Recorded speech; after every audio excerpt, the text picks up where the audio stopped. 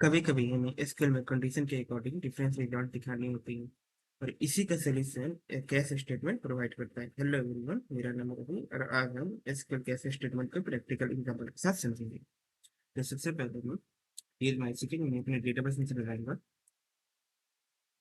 इसके बाद मैं यहाँ पर एक रूट ऑफ टेबल करूँगा। ये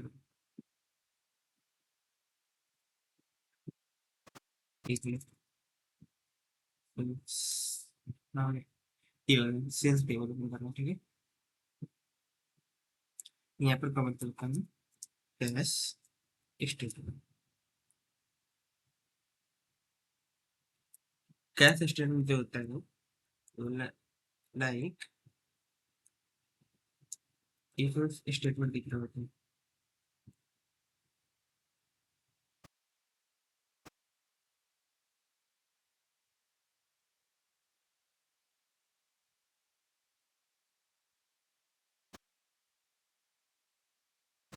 जैसे हम प्रोग्रामिंग लैंग्वेज में इफ एल्स स्टेटमेंट लगाते हैं, वैसे यहाँ पर भी हम कैश स्टेटमेंट लगाएंगे। फॉर एग्जाम्पल, जैसे मैं क्या करते हैं, सेलेक्ट कर लेती हूँ वन प्रोडक्ट, यहाँ पर लिखूंगा प्रोडक्ट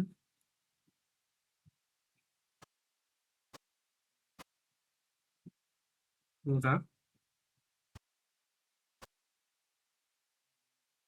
कैटेगरी, कैटेगरी के बाद फिर मैं यहाँ पर लिखूंगा सेल रेट, फिर इसके बाद क्वांटिटी, फिर रिवेन्यू, ठीक है। इसके बाद मैं यहाँ पर कंडीशन ये दूंगा और कंडीशन स्टार्ट करता हूँ। जैसे कैश, कैश, इसमें क्या है, कैश, हमने कैश स्टेटमेंट वगैरह देख सकते हैं। ये सबसे पहले लिखूंगा कैश, कैश के बाद लिखूंगा वेन, वेन, इसके बाद में लिखूंगा price greater than equal to 50,000, then high, highest price, ठीक है।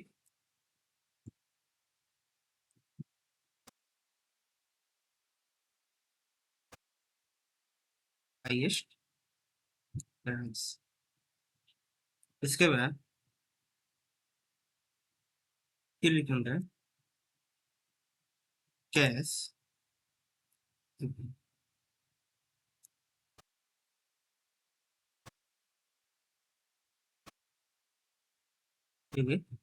फिर लिखूंगा case, sorry, case when, when के बाद फिर मैं यहाँ पे दूंगा price, price greater than equal to, greater than equal to 30,000, नहीं, 35,000, यानी 35,000 से प्राइस ज्यादा होगा, 35,000 या 35,000 से उससे ज्यादा होगा। तो हमें क्या चाहिए, ये देखो, मीडियम प्राइस, ठीक है, मीडियम प्राइस।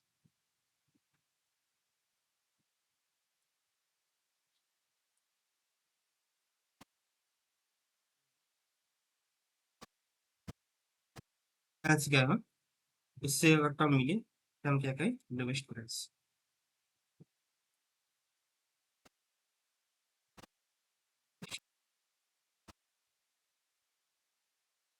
प्राइस। फिर इसके बाद मैं यहाँ पर लिखूंगा एंड एस प्राइस कैटेगरी,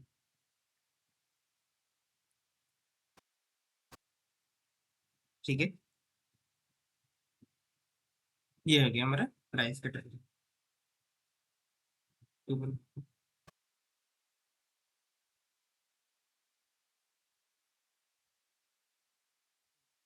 इसमें सबसे पहले मैंने क्या किया है, सबसे पहले क्या किया है, यहाँ पर प्रोडक्ट लिख रहा हूँ, प्रोडक्ट के बाद कैटेगरी, कैटेगरी के बाद सेल्स डेट के बाद क्वांटिटी, क्वांटिटी के बाद रिवेन्यू, रिवेन्यू के बाद हमने क्या किया, एक प्राइस कैटेगरी का एक मतलब कंडीशन मैंने अप्लाई किया है। यहाँ पर क्या होगा, प्राइस कैटेगरी के नाम पर एक कॉलम ऐड होगा, यहाँ पर कॉलम अकॉर्डिंग यहाँ पर जो भी वैल्यू है कंडीशन के अकॉर्डिंग यहाँ पर वैल्यू होगा। जैसे यहाँ पर क्या होगा, जो प्राइस, जिस प्रोडक्ट का भी प्राइस 50,000 से ज्यादा हो या उसके बराबर हो तो यहाँ पर क्या लिखेगा, हाईएस्ट प्राइस, ठीक है। एंड उसके बाद अगर 35,000 से ज्यादा हो या उसके बराबर हो तो यहाँ पर लिखेगा मीडियम प्राइस। अगर उससे कम हो, 35,000 से कम हो, तब क्या लिखेगा, वो लोएस्ट प्राइस। तो मैं इसे रन करता हूँ। ठीक है।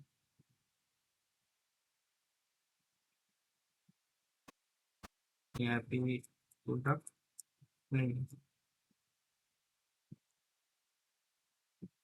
प्राइस, यहाँ पर तुम्हें प्राइस दिखती है, जो हमने दिखना चाहिए। यहाँ तब मैं इसे रन करता हूँ। तो आप ये देख सकते हैं यहाँ पे कौन कौन से प्राइस हाईएस्ट प्राइस है, एंड कौन सी प्राइस मीडियम एंड कौन सी प्राइस लोवेस्ट प्राइस है, ठीक है।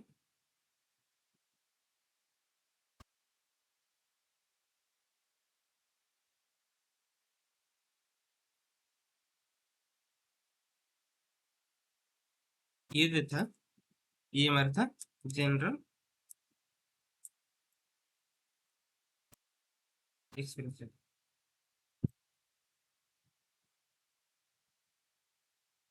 General cash expenses.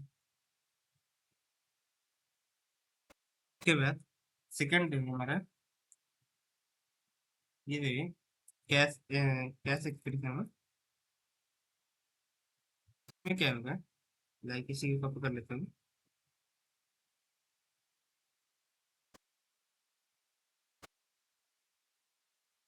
अब यहाँ पर मैं पहले लिखूंगा वेन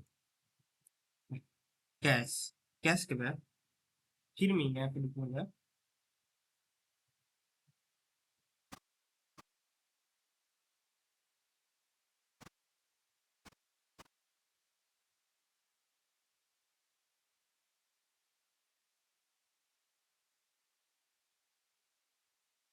लिखूँ, फिर मैं यहाँ पे लिखूंगा कैश, कैश के बाद मैं यहाँ पे लिखूंगा रिवेन्यू, रिवेन्यू के बाद फिर मैं यहाँ पे लिखूंगा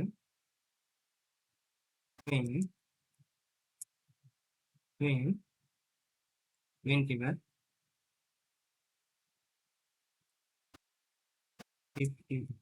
वेन के बाद मैं यहाँ पे लिखूंगा 2000, ठीक है। मैं 2000 लिख रहा हूँ। तो यहाँ पर क्या लिखूँ, देन मैं यहाँ पे लिखूंगा एक्सपेंसिव, यानी एक्सपेंसिव,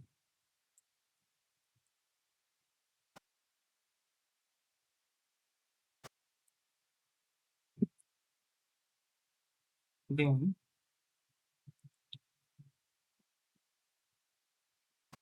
सॉरी, वेन, वेन 30,000,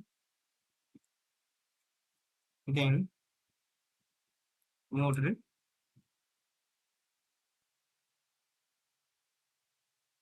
उसके बाद मैं यहाँ पे लिखूंगा एल्स, एल्डेज, सॉरी, एल्स, पहले से एचटीएमएल में कन्वर्ट कर दो, फिर यहाँ पे लिखूंगा एल्स, एल्स के बाद यहाँ पे लिखूंगा चीपेस्ट,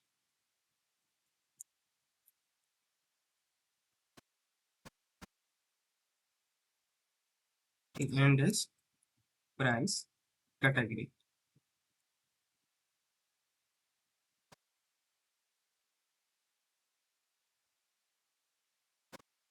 फॉर सेल्स। अब मैं इसे रन करता हूँ। तो इसमें से क्या करेंगे, यहाँ पे, यहाँ पे अगर लॉजिकली समझो, इसमें क्या है, अगर हमारे पास रिफंड जो रिफंड 50,000 में, मैं यहाँ पर क्या करता हूँ, ग्रेटर देन, यहाँ पर ग्रेटर देन नहीं देगा, फैक्ट्री कोई भी कंडीशन, मैं यहाँ पर क्या करता हूँ, ऑलरेडी अगर 50,000 हो गया तो भी प्राइस में मतलब रिफंड 50,000 होगा, ये क्या बताएगा यहाँ पर एक्सपेंसिव बताएगा, फिर प्राइस कैटेगरी का प्रोडक्ट कर, एक काम करते हैं, यहाँ पर 60,000 और यहाँ पे 50,000, ठीक है। तो यहाँ पर क्या है कि सबसे पहले हमने प्रोडक्ट नेम लिखा है, कैटेगरी लिखा है, कैटेगरी के बाद सेल्स डेट लिखा है, क्वांटिटी लिखा है, रेवेन्यू लिखा है, रेवेन्यू के बाद कैश में सबसे पहले ही हमने क्या किया था, एक्सप्रेशन दे दिया उसका, यानी हमने क्या कौन से कॉलम पे हमने एक्सप्रेशन देना वो सबसे पहले हमने कर दिया था। जबकि जनरल में क्या है कि सबसे पहले हम कैश लिखते हैं, कैश के बाद मेन के बाद तब हम एक्सप्रेशन लिखते हैं, तो हमने क्या किया है सबसे पहले ही यहाँ पर एक्सप्रेशन दे दिया, कैश एक्सप्रेशन वेन, वेन यानी एक्सप्रेशन क्या है, रिवेन्यू, रिवेन्यू जब 60,000 के बराबर हो तब क्या होना चाहिए, एक्सपेंसिव होना चाहिए प्रोडक्ट, एंड 50,000 के बराबर हो तब मॉडरेट होना चाहिए, एंड नहीं तो बाकी सब जो है ये क्या है चीपेस्ट, चीपेस्ट, ठीक है। तो यहाँ पर क्या है, ये प्राइस कैटेगरी, ये जो क्या प्रोडक्ट कैटेगरी है, तो और अब चलते हैं हम टी के बारे में, CTE। अब सिटी होता क्या, सिटी, हम एसक्यूएल सिटी जो होता है, हम एसक्यूएल सिटी के बारे में बात करेंगे, जिसका यूज कॉम्प्लेक्स क्वेरीज को सिंपल और रीडेबल बनाने के लिए होता है। जैसे सिटी से बताने से पहले इसका बिल्कुल फर्क होता है, कॉमन एक्सप्रेशन टेबल, इसको हम कॉमन एक्सप्रेशन टेबल के नाम से जानते हैं। मान लीजिए कि हम एक होता है सिंगल सिंगल सिटी, एक होता है मल्टीपल या डबल सिटी,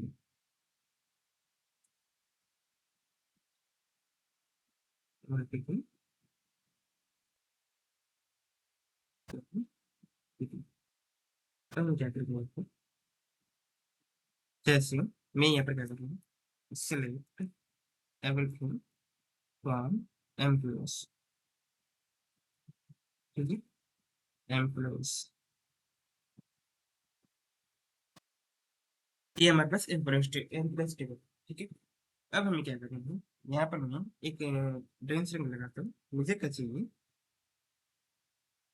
मुझे इसमें से ये चाहिए कि चीज कौन से एम्प्लॉय सैलरी का, सब कौन से एम्प्लॉय का जो सैलरी है वो का मतलब lowest high, second highest salary से, इसे भी है, मतलब इसमें से कौन से एम्प्लॉयज का सेकेंड हाईएस्ट सैलरी वो हमें फाइंड करना है।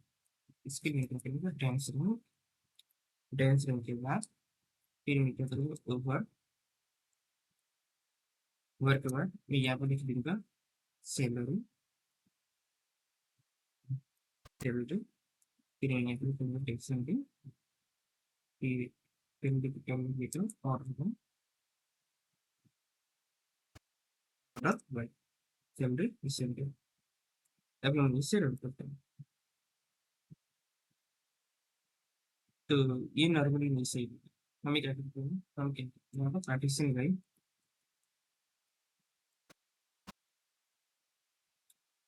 पार्टीशन में डिपार्टमेंट,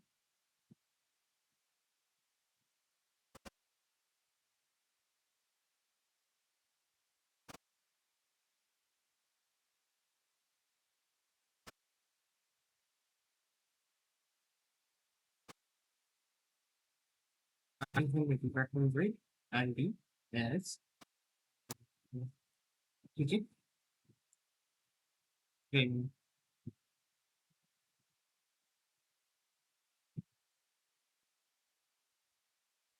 अब हमें क्या चाहिए, इसमें से जो हमें जो चाहिए वो चाहिए हमें first name and last name and rank चाहिए, first name last name and salary and rank चाहिए। अगर हम यहाँ पे क्या करें, अगर हम वे आर यहाँ पर सबसे पहले हम क्या करेंगे, इसको यहाँ पर लिखेंगे विथ सीटिंग एज, ठीक है। इसके बाद ये ब्रैकेट प्लस करेंगे, ब्रैकेट प्लस करने के बाद ये सारे रहेंगे, ये देखिए जितने भी कोड है वो इस सिटी एज में आ गए, ठीक है। जैसे मिश्रण करूंगा, सिलेक्ट एवरीथिंग फॉर, जो हमारा टेबल का नाम है वो है सिटी, ठीक है। तो मिश्रण करते हैं, ये आप देख सकते हैं कि हमारा जो टेबल है सिटी है। अब हम क्या करते हैं, यहाँ पर सिटी हम ऐड करेंगे first name last name and salary, salary के बाद फिर मैं यहाँ पे क्या करूँगा, यहाँ पर भी मैं यहाँ पे कंडीशन दूंगा, वे आर व्हेन इक्वल टू 3, हमने थर्ड है ये सैलरी फाइल किया है, तो यहाँ पे 6 रिकॉर्ड है, इनका जो सैलरी है वो थर्ड है ये सैलरी है, ठीक है। अब हम चलते हैं मल्टीपल डबल सिटिंग के बारे में। तो एक काम करते हैं, मैं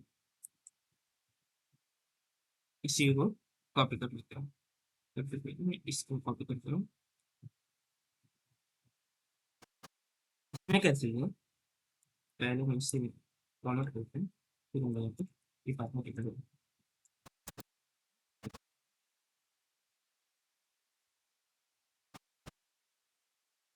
ये हमारा डिपार्टमेंट है, ठीक है।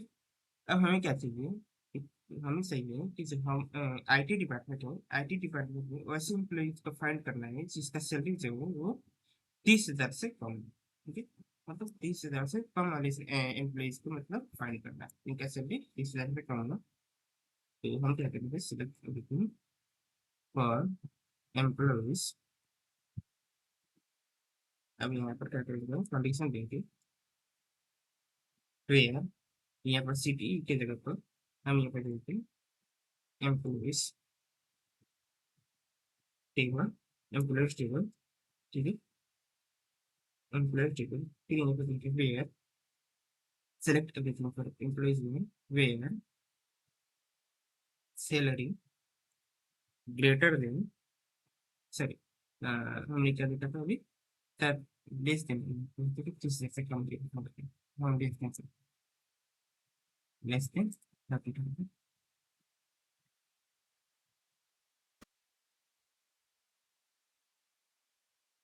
ब्रैकेट प्लस, फिर यहाँ पे क्या करेंगे, कॉमा देंगे, कॉमा देने के बाद फिर यहाँ पे लिखेंगे, हम देंगे अगर विथ लिखता है विथ, विथ इसके बाद department table, department table else,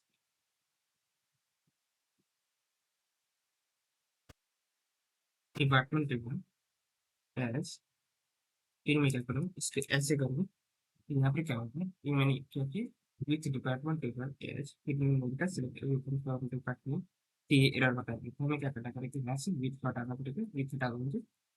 अब उसके बाद यहाँ पर एक एम्प्लॉयज टेबल है एंड डिपार्टमेंट टेबल है। अब यहाँ पर दो दो हमारे पास सिटी है, तब हम यहाँ पर क्या करेंगे, इसे बंद कर देंगे, तभी रन नहीं करेंगे। अब हम क्या करते हैं, यहाँ पर कंडीशन हमारे ऊपर कंडीशन हमारा कंडीशन ये था कि डिपार्टमेंट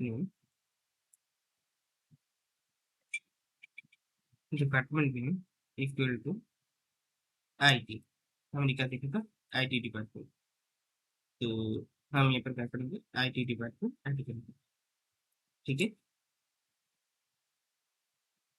फिर हम क्या करेंगे, यहाँ पर लिखेंगे सेलेक्ट, सेलेक्ट के बाद फिर हम यहाँ पर लिखेंगे अभी क्या करता हूँ, सिलेक्ट करूँगी फॉर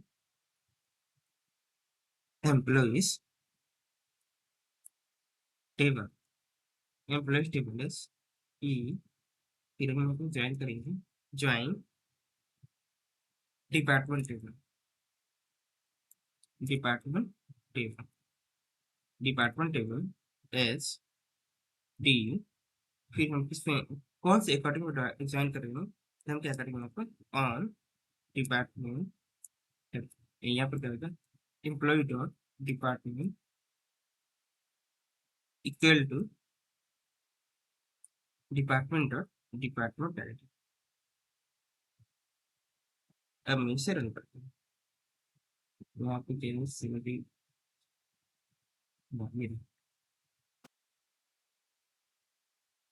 तो ये हम मिल गए डिपार्टमेंट में।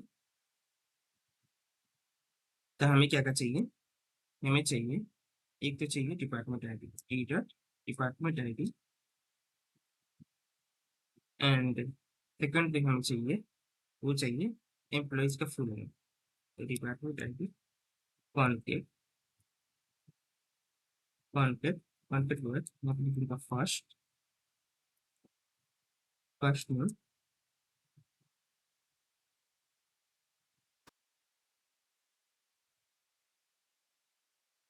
Last name alias full name. फिर इसके बाद मैं यहाँ पे दूंगा डिपार्टमेंट, डिपार्टमेंट नेम। फिर भी हमारा हो जाएगा डिपार्टमेंट नेम के बाद ये, एक तो हमारे हो गए डिपार्टमेंट आईडी और फुल नेम के बाद डिपार्टमेंट नेम, डिपार्टमेंट नेम के बाद हमारा हो जाएगा सैलरी। इस सैलरी कहाँ पे है, डिपार्टमेंट टेबल, डिपार्टमेंट टेबल में सैलरी जो है वो है एम्प्लॉय टेबल में। तो हम क्या करेंगे ई डॉट एम्प्लॉयज, यहाँ पर भी ई डॉट फर्स्ट में, यहाँ पर भी नीचे में। अब मैं इससे रन करते हैं।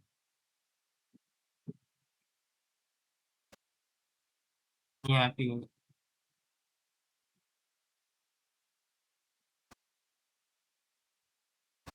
मैं इससे रन करते हैं। तो ये हमारे मिलते हैं, ये कुछ ऐसे कस्टमर है, या सॉरी ये कुछ ऐसे एम्प्लॉय है जिनका जो सैलरी है आईटी डिपार्टमेंट में 30,000 से सबसे कम है। और इसी के साथ हमारा कैश स्टेटमेंट एंड सिटी से वो खत्म हुआ। अपने स्टूडियो की बात करें तो ग्रांट एंड रिवॉर्ड करेंगे। सो उम्मीद करते हैं क्लास से वीडियो समझ में आया होगा। Thanks for watching.